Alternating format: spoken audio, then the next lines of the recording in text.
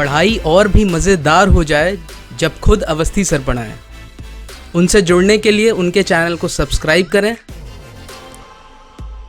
और bell icon को दबाएं उनके लेक्चर्स को सबसे पहले देखने के लिए।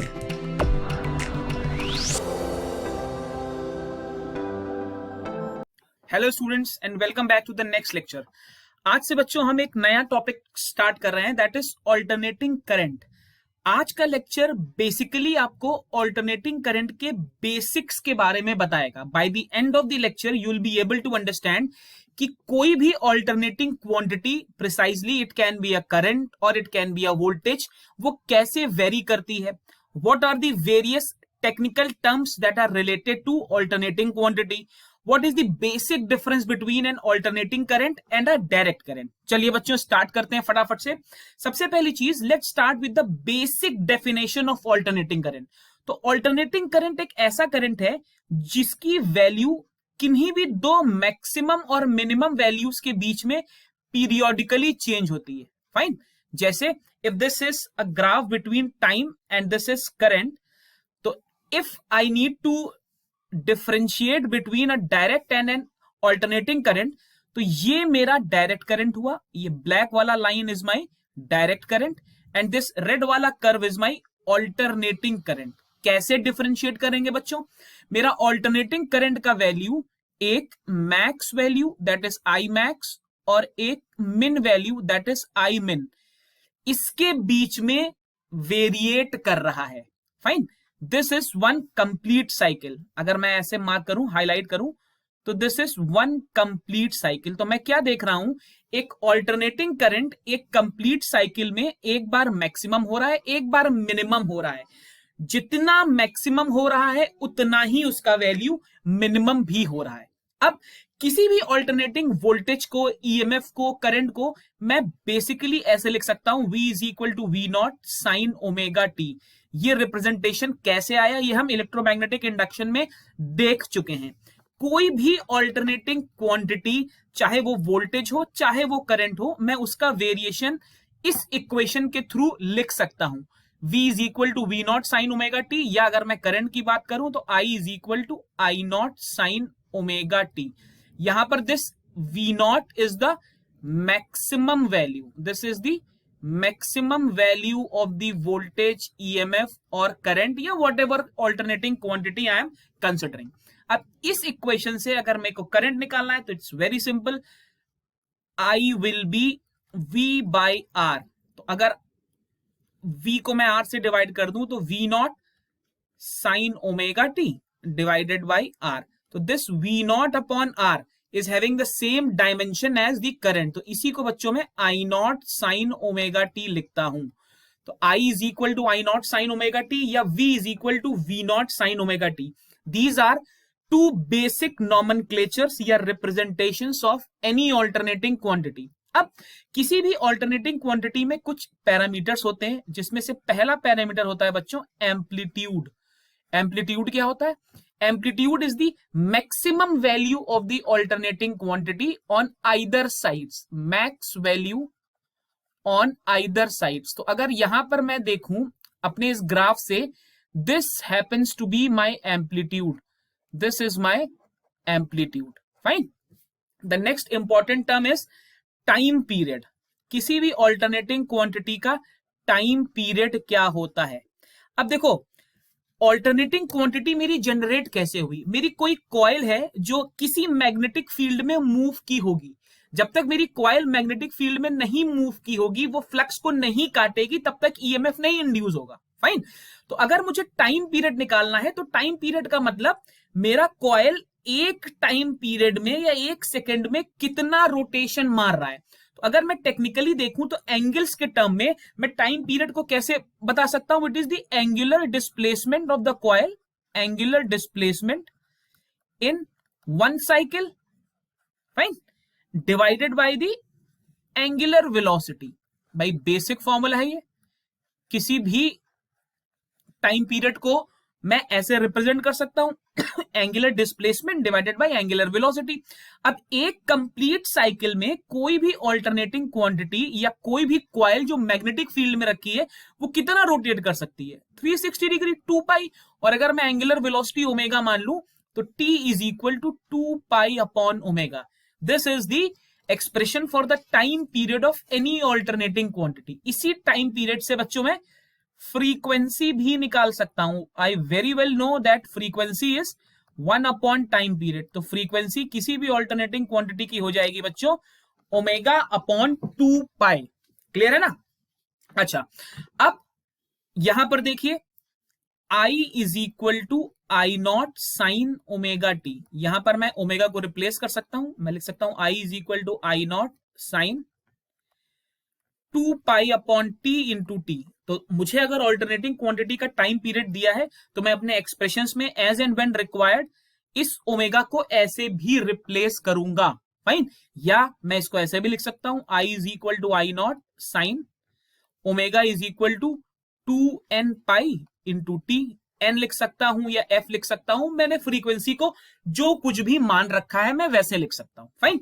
तो बेसिक अगर मैं आपसे बोलूं कि ऑल्टरनेटिंग क्वांटिटी क्या है, तो ऑल्टरनेटिंग क्वांटिटी एक ऐसी क्वांटिटी है जो अपनी वैल्यू पीरियोडिकली चेंज करती है। Fine. Between a maximum and a minimum value, alternating quantity changes it's value periodically between a maximum and a minimum value. अब अगर मैं अपने कंट्री की बात करूं तो हमारे यहां ऑल्टरनेटिंग करंट जिस फ्रीक्वेंसी पे आता है दैट इज 50 हर्ट्ज। अच्छा, 50 हर्ट्ज का क्या मतलब हुआ भाई? फ्रीक्वेंसी का मतलब वो इंटरवल या वो ड्यूरेशन जब मेरा करंट एक इंटरवल में कितनी बार मैक्सिमम और कितनी बार मिनिमम हो रहा है। तो इसका मतलब हुआ एक इंटरवल में अगर मैं एक टाइम पीरियड लूं तो 50 बार करंट मैक्सिमम हो रहा होगा या कोई भी ऑल्टरनेटिंग क्वांटिटी मैक्सिमम हो रही होगी और 50 बार वो ऑल्टरनेटिंग क्वांटिटी मिनिमम भी हो रही होगी।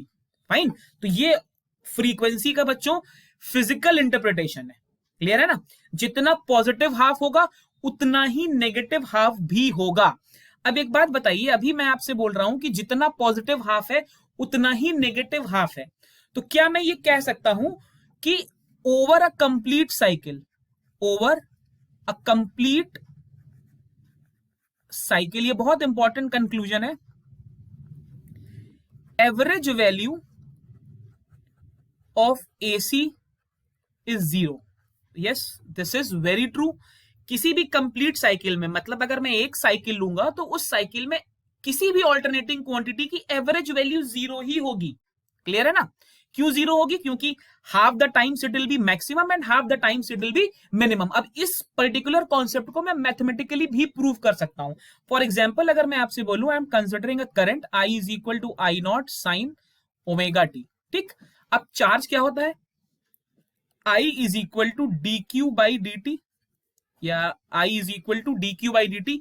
अगर मैं ये मान लूं कि for very small duration current is almost constant, तो डी क्यू का वैल्यू बच्चों क्या क्या हो जाएगा? D q will be I into D T. I की वैल्यू पुट कर देता हूं, this will be I not sine omega T into D T.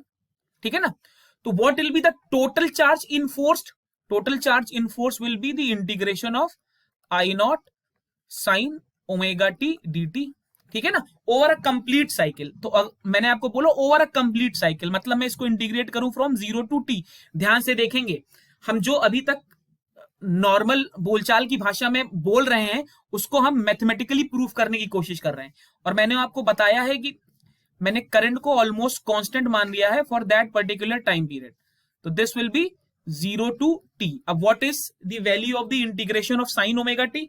We know that integration of sine omega T will be, I not को बाहर रखते हैं, this will be minus cos omega T divided by omega, this will be 0 to t.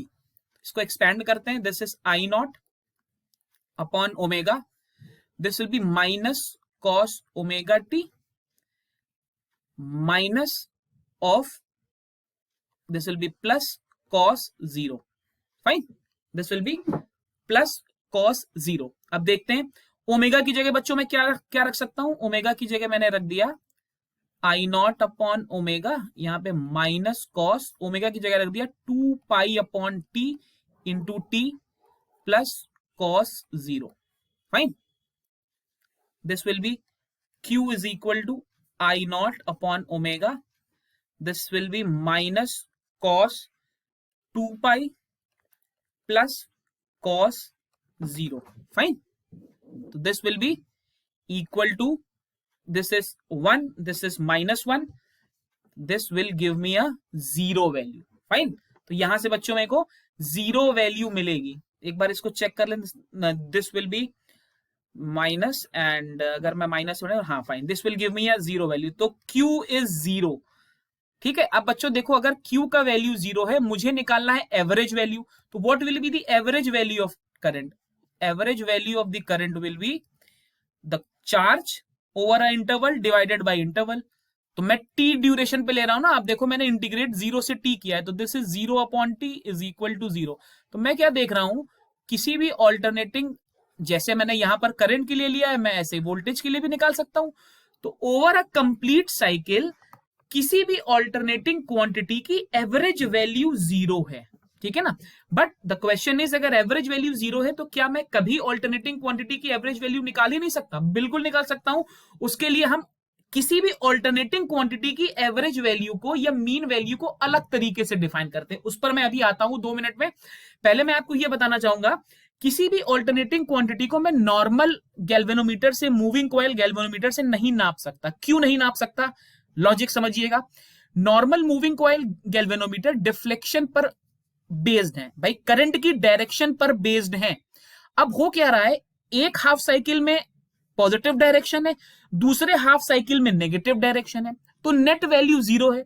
अब यहां पर question ये आता है, अगर मैं बहुत स्मॉल फ्रीक्वेंसी का वैल्यू लूं तो क्या मैं उसको मैं मूविंग कॉइल गैल्वेनोमीटर से नाप सकता हूं? And the answer is no. चाहे मैं कितनी भी कम फ्रीक्वेंसी की वैल्यू क्यों ना लूं, मैं उसे मूविंग कॉइल गैल्वेनोमीटर से नहीं नाप सकता. रीजन क्या है? Because of the persistence of vision. मेरा जो पॉइंटर है वो, भाई फ्रीक्वेंसी आपने 50 हर्ट्ज अगर मैं आपको बोलूं तो 50 हर्ट्ज का मतलब हुआ कि टोटल 100 बार चेंज हो रहा है, 50 बार मैक्सिमम, 50 बार मिनिमम, एक इंटरवल में. तो ये चीज इतनी जल्दी होती है कि because of the persistence of the vision and the inertia of rest, ना तो मेरी आंखें वो पॉइंटर का वेरिएशन देख पाती हैं एंड पॉइंटर भी डिफ्लेक्ट ही नहीं होता. ठीक है ना. तो अगर ये लॉजिक है, तो क्या मैं ऑल्टरनेटिंग क्वांटिटी को मेजर नहीं कर सकता? बिल्कुल मेजर कर सकता हूं. ऑल्टरनेटिंग क्वांटिटी को मेजर करने के लिए मैं हॉट वायर इंस्ट्रूमेंट्स यूज करता हूं. हॉट वायर इंस्ट्रूमेंट्स, ये ध्यान रखेंगे सभी लोग. ये इंस्ट्रूमेंट्स क्या होते हैं? These instruments are based on heating effect of current. These instruments are based on heating effect of current. तो जितनी भी ऑल्टरनेटिंग क्वांटिटीज मुझे मेजर करनी है, मैं इस प्रिंसिपल से मेजर करता हूं. Hot wire ammeter, hot wire voltmeter या हॉट वायर गैल्वेनोमीटर प्रिसाइजली, उसका इस्तेमाल करके मैं ऑल्टरनेटिंग क्वांटिटीज को मेजर कर सकता हूं. अब बच्चों आते हैं हम अपने पुराने क्वेश्चन पे. मैंने अभी यहां पर देखा कि एवरेज वैल्यू आ रही है 0, बट क्या मैं किसी भी ऑल्टरनेटिंग क्वांटिटी की एवरेज वैल्यू नहीं मेजर कर सकता? तो बच्चों एवरेज वैल्यू मेजर करने के लिए जो फॉर्मूला है, जो प्रोसेस है, अब हम वो देखेंगे. ध्यान से बच्चों डेफिनेशन को देखेंगे. मीन या एवरेज वैल्यू को हम कैसे डिफाइन करेंगे फॉर एन ऑल्टरनेटिंग करंट या ऑल्टरनेटिंग वोल्टेज. देखिए, the definition says the value of direct current which sends the same charge in a circuit in same time. मतलब मैं सेम चार्ज को सेम समय पर भेज रहा हूं किसी सर्किट में. कब? जबकि मैं डायरेक्ट करंट यूज कर रहा था. As is sent by a given alternating current in its half time period. मतलब हाफ टाइम पीरियड में एक ऑल्टरनेटिंग करंट जितना चार्ज भेज रहा है, उतना ही चार्ज उतने ही समय में फुल साइकिल में जो डायरेक्ट करंट ने भेजा था, वो उसकी मीन या एवरेज वैल्यू होगा. सीधा सा अगर मैं मैथमेटिकल एक्सप्रेशन की बात करूं, तो अभी तक मैंने जस्ट ऊपर वाले एक्सप्रेशन में मैंने आपको क्या बताया था, जब मैं डीक्यू निकाल रहा था यहां पर at this particular point of time, ये यहां पर, तो यहां पर आपने देखा होगा मैंने फुल साइकिल पर इंटीग्रेट किया था. भाई ये क्या था? This was Q was the integration of dq over a complete cycle. यहां पर मेरे को क्या करना है, again I have to integrate Q but now over a half cycle. तो इसको कर दूंगा 0 से t/2. This will be dq.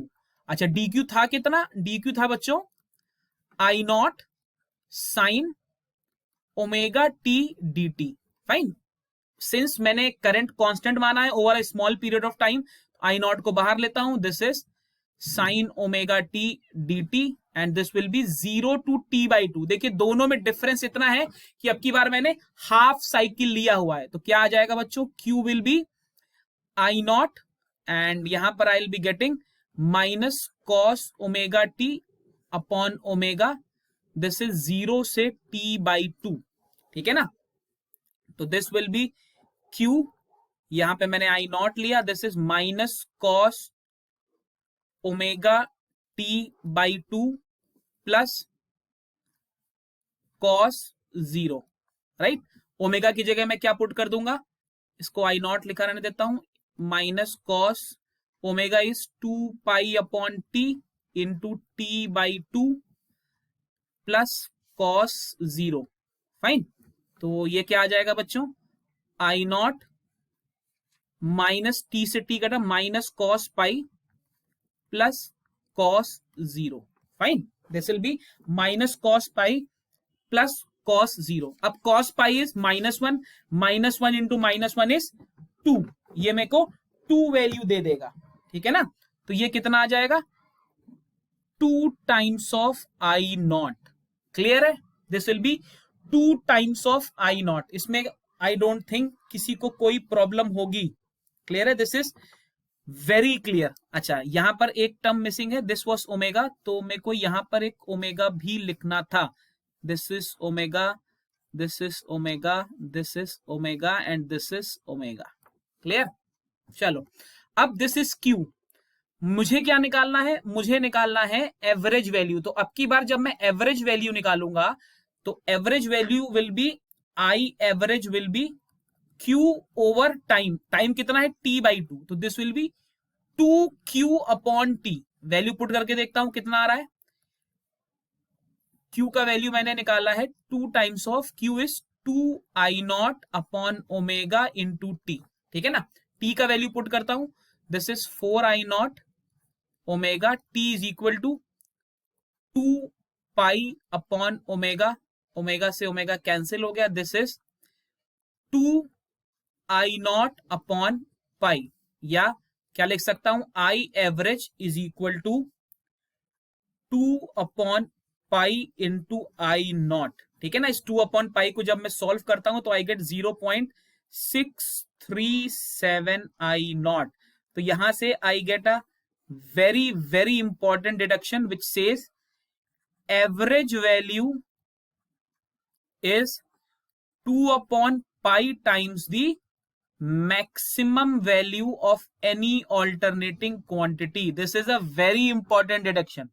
Average value is 2 upon pi times the maximum value. I naught was the maximum value. तो यहां से मैं देख रहा हूं कि अगर मुझे किसी भी alternating quantity का एवरेज वैल्यू निकालना है तो एवरेज वैल्यू मैं हमेशा हाफ साइकिल पे निकालूंगा. अब अगर मैं नॉर्मल बात करूं तो फुल साइकिल पे ऑब्वियसली एवरेज वैल्यू 0 है, बट मेरे को एवरेज वैल्यू डिफाइन कर रही है तो मैं क्या करूंगा, मैं सिंपल एवरेज वैल्यू को हाफ साइकिल पर निकालूंगा. This is applicable for every alternating quantity whatsoever. अगर मैं वोल्टेज की बात भी करूंगा तो बच्चों V average will be 2 upon pi into V not. अच्छा, कुछ बुक्स में वी नॉट को हम वी एम भी लिखते हैं, तो डोंट गेट कंफ्यूज्ड.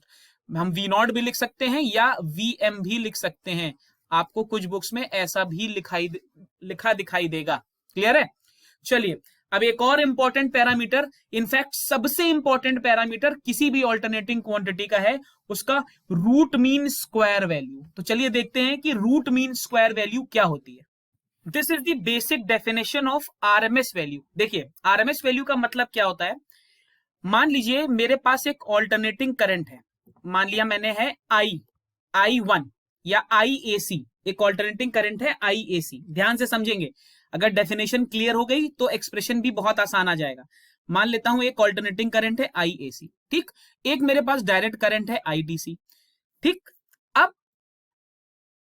IAC इस करंट ने कुछ हीट प्रोड्यूस की, भाई करंट ऑब्वियसली हीट प्रोड्यूस करेगा किसी भी रेजिस्टर में।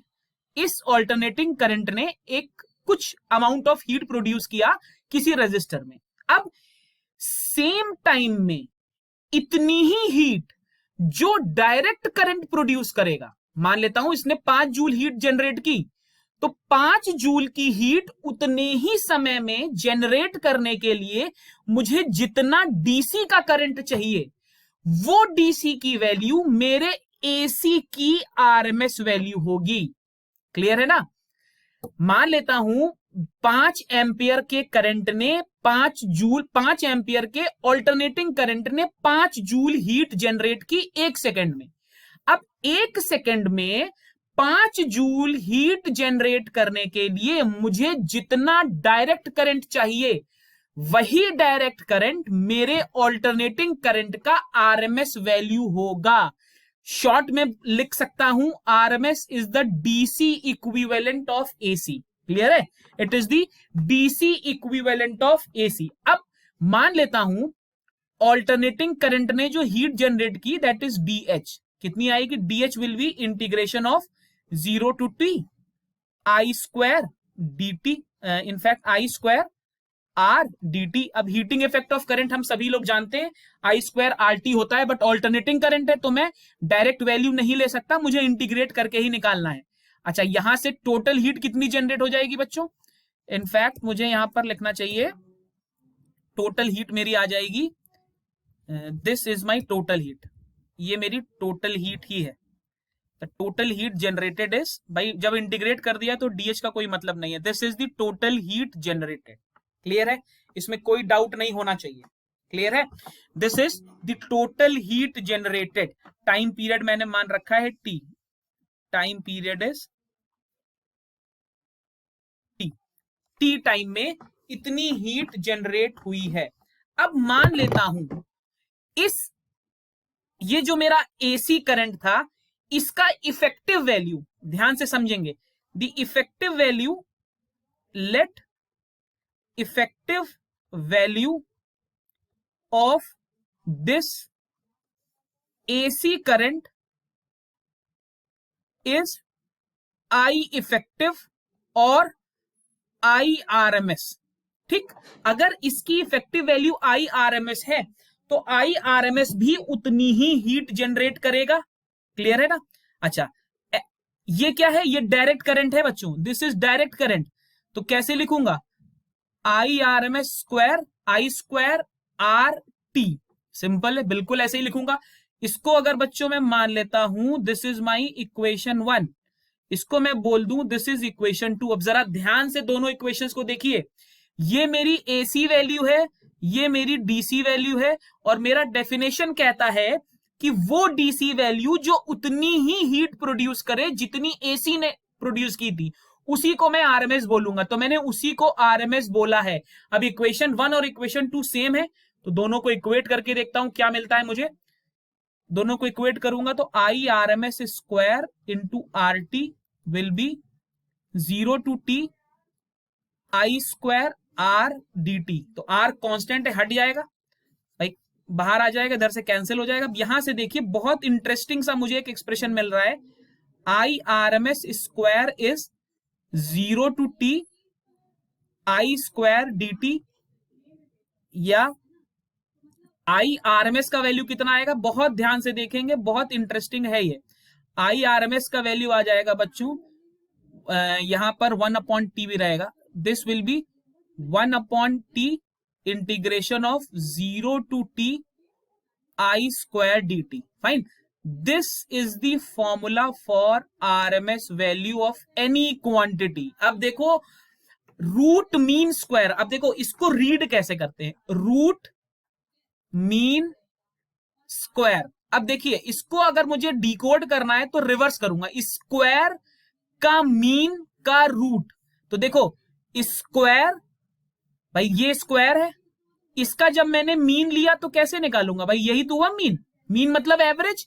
ये मैंने सम किया सभी का, और ये मैंने उस टाइम से डिवाइड किया, तो स्क्वायर के मीन का मैंने जब रूट ले लिया तो मुझे IRMS वैल्यू मिल गई। तो IRMS वैल्यू का सीधा सा फंडा, उसका सीधा सा फॉर्मूला उसके नाम में ही छिपा हुआ है। IRMS मतलब root mean square value. Clear है? Root mean square value. अब अगर मैं इसका एक्सप्रेशन निकालने की बात करूं तो बेटा देखो, this is the average, this is the integration I square dt। ये वो इंटीग्रेशन है जो मेरे को सॉल्व करना है। इसको सॉल्व कर लेते हैं अलग से, फिर वैल्यू पुट कर देंगे। इसकी जगह क्या लिखेंगे? इसकी जगह लिखेंगे I not square into sine square omega T dt। ठीक है ना? अब बच्चों साइन स्क्वायर थीटा को क्या लिख सकता हूं? 1 माइनस कॉस 2 थीटा अपॉन 2। ठीक है ना? ये कॉस 2 थीटा के फॉर्मूले से मैंने ब्रेक कर लिया है। This is 0 to t, this is I not square, यहां पे 1 minus cos 2 omega T divided by 2 into dt। Clear है ना?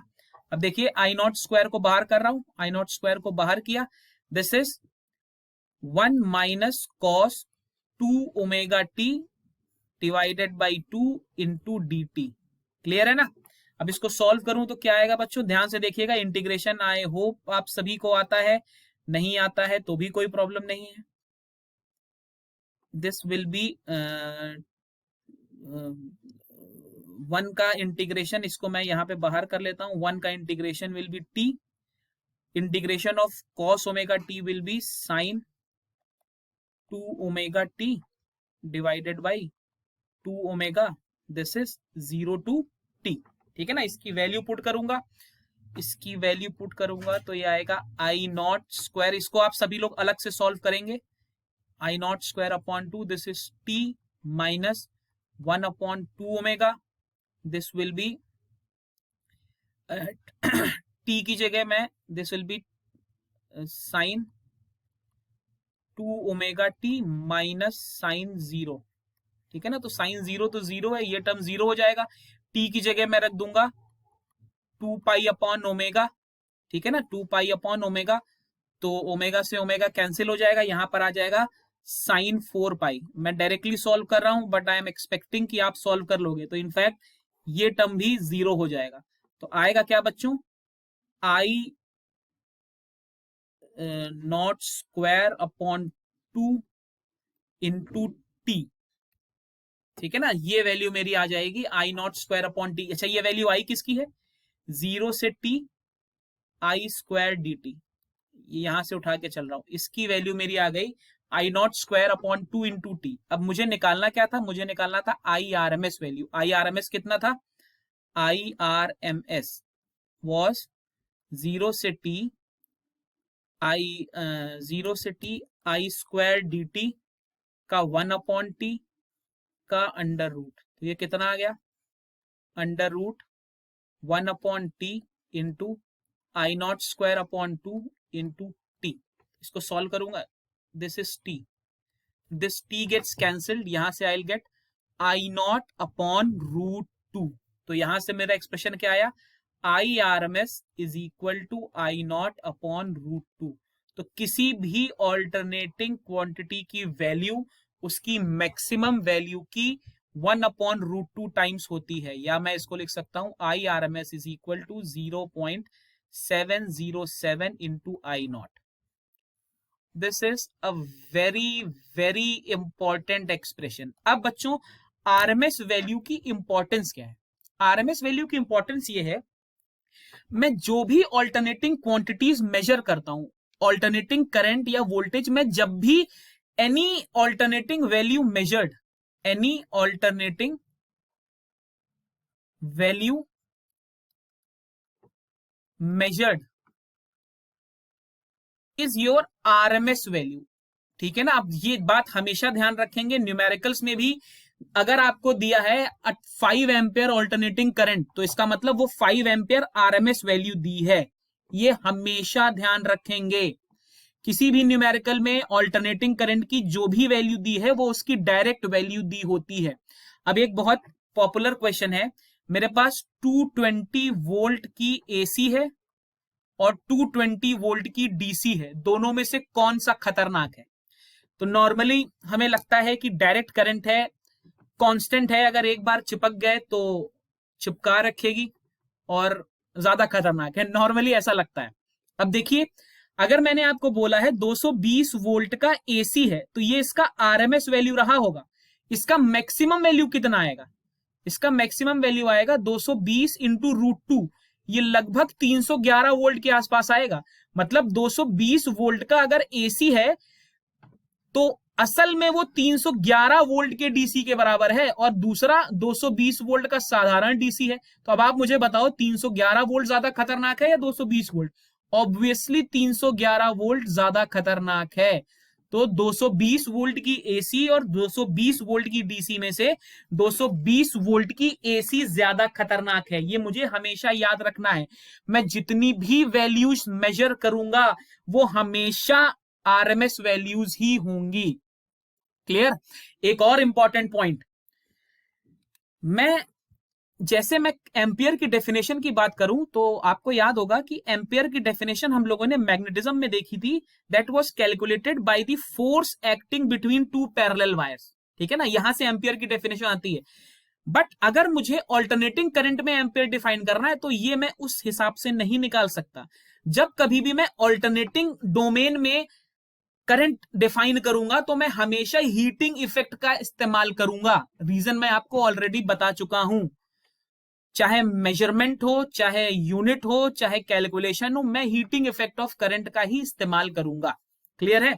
आई होप आपको दो तीन चीजें बिल्कुल क्लियर समझ में आ गई होंगी। सबसे पहले तो बेसिक नॉमेनक्लेचर की ऑल्टरनेटिंग क्वांटिटीज क्या होती हैं, कौन कौन से टर्म्स हैं। दूसरा, किसी भी कंप्लीट साइकिल में ऑल्टरनेटिंग क्वांटिटी की एवरेज वैल्यू हमेशा जीरो आती है, बट अगर एवरेज वैल्यू जीरो है तो उसको मैं मेजर कैसे करूं? तो मेजर करने के लिए हमारे पास डिफरेंट अप्रोच है। मैं हमेशा ऑल्टरनेटिंग करंट की वैल्यू हाफ साइकिल पर मेजर करता हूं। ठीक, उसके बाद मैंने आपको सबसे इंपॉर्टेंट चीज बता दी, that is the RMS value. Clear? चलिए अब फटाफट से एक क्वेश्चन कर लेते हैं जिसमें मैंने जो कुछ भी पढ़ाया है वो सब कवर हो जाएगा, and that will be the end of the lecture. चलिए बच्चों, this is the question. Question कह रहा है, a resistor of 40 ohm is connected to 220 volt 50 hertz. ठीक है ना, इसका मतलब वी आरएमएस मुझे दिया हुआ है 220 वोल्ट। अभी मैंने आपको बताया जो भी वैल्यू आपको दी होती है that is always the RMS value, और रेजिस्टर एक दिया हुआ है 40 ओम का। ठीक है ना, साथ में मुझे फ्रीक्वेंसी दी हुई है 50 hertz. 50 hertz is the frequency. तो यहां से मैं एंगुलर फ्रीक्वेंसी निकाल सकता हूं, omega is equal to 2 pi F, that will be 100 pi. ठीक है ना, this will be 100 pi. Clear? चलो, पहले बार में पूछ रहा है RMS value, RMS value of current. तो I RMS will be V RMS divided by R. तो this will be 220 divided by 40. This will give me 5.5 amperes. This will be the RMS value of the current. Second part में पूछ रहा है maximum value of the current. तो I RMS is equal to I naught upon root 2. This is the first part. This is the second part. यहां से मेरे को I naught का वैल्यू मिल जाएगा root 2 into I RMS. This will be 5.5 root 2 amperes. This will be the second part. अब third part देखते हैं, this is interesting. Question कह रहा है time taken by the current to change from maximum value to RMS value. ठीक है ना, ध्यान से समझेंगे। मान लेता हूं मैक्स वैल्यू है मेरी, एक टाइम है t1, और आरएमएस वैल्यू है मेरी, एक टाइम है t2। ठीक है ना, तो I is equal to I not sine omega T, ये मेरी बेसिक इक्वेशन है। तो करंट मेरी मैक्स हो जाए तो मतलब मैं आई को आई नॉट बना दूं। ठीक है, और यहां है आई नॉट साइन ओमेगा t1। ठीक है ना, तो यहां से क्या आ जाएगा बच्चों, sine omega t1 is equal to 1। तो omega t1 is equal to pi by 2। तो t1 will be pi upon 2 omega. तो वो टाइम जब करंट मैक्सिमम हो रहा है इस पाई अपॉन 2 ओमेगा। ऐसे ही आरएमएस का मतलब क्या हुआ, यहां पर भाई इस आई की जगह में आई आरएमएस लिखूं, I RMS is equal to I not. बहुत ध्यान से देखेंगे, बहुत ही इंटरेस्टिंग क्वेश्चन है। This is omega upon t2। अब यहां पर आई नॉट है तो मैं आई आरएमएस की वैल्यू आई नॉट के टर्म्स में लिखूं, I RMS is I not upon √2, ये अभी प्रूव करके आए, it's a very good question. Sine omega T2, I not से आई नॉट गेट्स कैंसल्ड, तो यहां से मेरे को मिलेगा साइन ओमेगा T2 इज 1/√2, तो यहां से बच्चों omega T2 is this is π/4, तो T2 का वैल्यू आ जाएगा π/4 ओमेगा। तो अब मेरे पास वो दोनों इंस्टेंट्स हैं जहां पर करंट एक बार मैक्सिमम हो रही है, एक बार मिनिमम हो रही है। मुझे क्या निकालना है, डेल्टा टी। तो डेल्टा टी कितना आ जाएगा, T1 minus T2, this is π/2 omega minus π/4 omega. π/ओमेगा को मैंने कॉमन लिया, दिस इज 1/2 माइनस 1/4, तो डेल्टा टी मेरा आ गया π/4 ओमेगा। पाई की वैल्यू मुझे मालूम है, ओमेगा की जगह लिखूंगा 2 इंटू फ्रीक्वेंसी इंटू पाई, इसको सॉल्व कर लूंगा, ये 2.5 मिली सेकेंड्स आएगा, मैं डायरेक्टली आंसर लिख रहा हूं। क्लियर है? चलिए, आपने देखा इस क्वेश्चन में हमने वो सभी पार्ट्स कवर कर लिए जो हमने अभी पढ़े थे। आई होप आपको ऑल्टरनेटिंग करंट का बेसिक कॉन्सेप्ट समझ में आ गया है। आगे के लेक्चर्स में अब हम डिटेल में आएंगे, एसी सर्किट्स के बारे में पढ़ेंगे कि कैसे मेरे सर्किट्स बिहेव करते हैं जब उसमें सिर्फ रेजिस्टर होता है, या इंडक्टर, या कैपेसिटर, या combination of any of these 3 elements. Clear है? आज के लिए इतना ही रखते हैं। आई होप आपको लेक्चर समझ में आया होगा। In case you have found the content of the lecture worthy enough, do like it, share it, subscribe the channel if you haven't subscribed it yet. Most importantly, study well and stay safe. Thank you.